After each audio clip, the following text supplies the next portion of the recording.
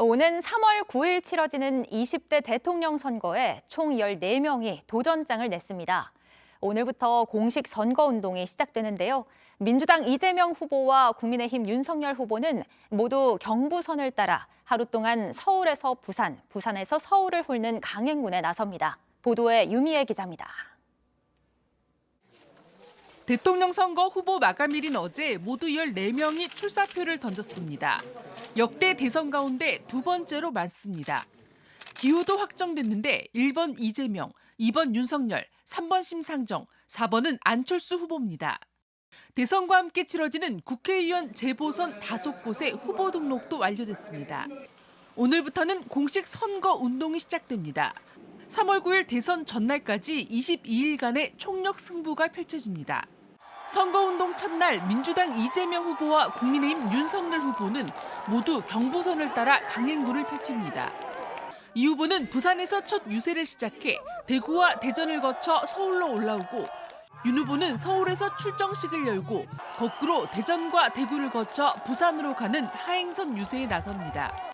국민의당 안철수 후보는 구미에 있는 박정희 전 대통령 생가를 방문하는 등 보수층 표심 공략에 주력합니다. 정의당 심상정 후보는 오늘과 내일 이틀 동안 호남을 찾습니다.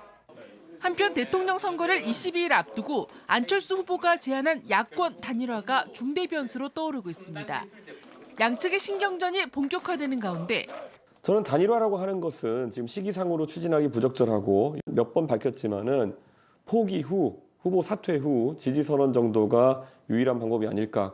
안 후보 측은 2, 3일 안에 결정을 내려야 한다. 우린 마지막 제안을 했다 등의 압박 수위를 높이고 있습니다.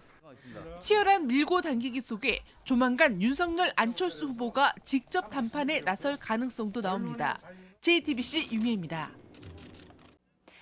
계속되는 오미크론 확산세에 어제도 코로나19 감염자가 크게 늘었습니다. 오늘 발표될 신규 확진자 수는 6만 명 안팎이 될 것으로 보이는데요. 정부는 이달 말쯤엔 하루 확진자가 17만 명까지 나올 수 있다고 전망하면서도 이번 주 안에 방역 조치를 일부 완화할 것을 시사했습니다. 송우영 기자가 보도합니다. 어제 저녁 9시까지 신규 확진자 수는 5만 6,327명이었습니다. 같은 시간대 최다였던 전날보다 2,900여 명 많습니다. 지난 7일 3만 6,700여 명이던 하루 확진자는 엿새 만에 1.5배가량으로 늘어났고 이 기간 동안 하루 평균 확진자는 5만 1,000명을 넘었습니다. 오미크론의 확산으로 확진자 수가 계속 늘고 있는 가운데 김부겸 국무총리는 이번 주 안에 방역 조치를 일부 완화할 의사를 내비쳤습니다. 판단의 근거를 모으고 있고요. 네. 이번 주 중으로 결론을 내려고 합니다. 일정 부분 그분들의 절규에 대해서 우리 이제 답할 책임이 있습니다. 정은경 질병관리청장도 완만한 거리두기 조정이 필요하다는 의견에 동의한다고 말했습니다. 다만 일각에서 나오고 있는 코로나를 독감처럼 인식해야 한다는 의견은 위험하다고 지적했습니다. 치명률도 훨씬 높고 전파력도 또 빠른 상황이고요. 또 백신의 효과나 치료제 이런 부분에서 차이가 많기 때문에 계절 독감 또는 감기처럼 취급하는 거는 시기상조이고. 정부는 이달 말에는 하루 확진자가 17만 명까지 발생할 수 있다고 보고 있습니다. 이런 가운데 면역 저하자 등 고위험군 180만 명에 대한 백신 4차 접종이 어제부터 시작됐습니다. 4개월이 지나면 백신 효과가 절반 이하로 떨어진다는 연구 결과에 따른 것으로 다만 정부는 일반인들은 4차 접종은 아직 검토하고 있지 않다고 밝혔습니다.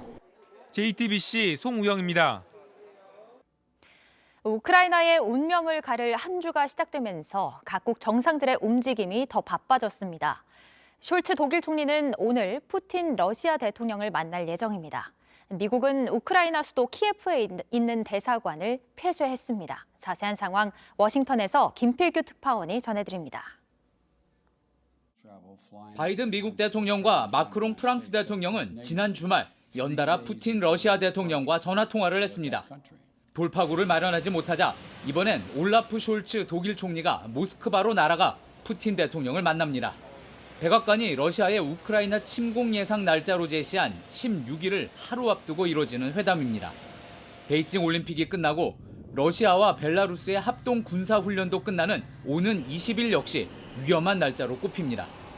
일단 푸틴 대통령은 라브로프 외무장관과 회의에서 서방과의 협상을 이어가겠다는 의사를 밝혔다고 러시아 언론이 보도했습니다.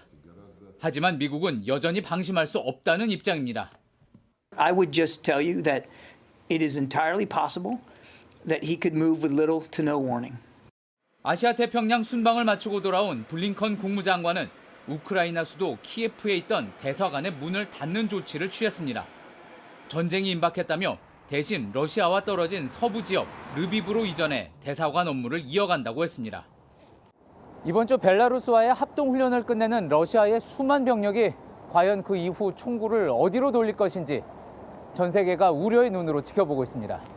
워싱턴에서 JTBC 김필규입니다. 정월 대보름인 오늘 전국이 다시 추위에 꽁꽁 얼어붙었습니다. 서울의 아침 기온이 영하 7도, 춘천 영하 8도를 기록하는 등 어제보다 많게는 7도가량 떨어졌습니다. 낮 기온은 서울 영하 1도 등 전국이 영하 3도에서 영상 6도의 분포를 보이겠습니다.